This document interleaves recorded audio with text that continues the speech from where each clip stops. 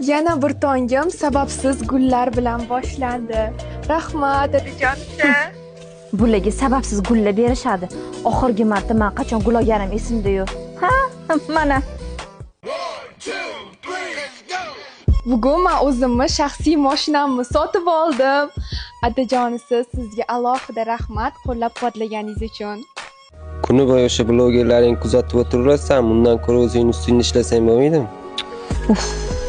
Bitta siz aqllisiz-ey, odamlarning eri biznesini ochib beryapti. Siz menga nima qilib berdingiz?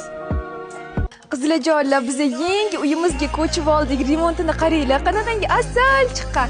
Qaysi ustida remont qildirganimizni keyingi storiesda atmetka qilib qoldiraman. O'tkazib yubormanglar. Paka-paka. Qizim, qaynokangizni ham narsalarini yuvib qo'ying. Xo'p. Erim narsasi kamlik qilganda, endi ukasining narsalarini chayishim kerak. Uf, mana yashayapti, alohida men nima kam joyim bor ularda. Mushundoq qilardi. Ajrashaman.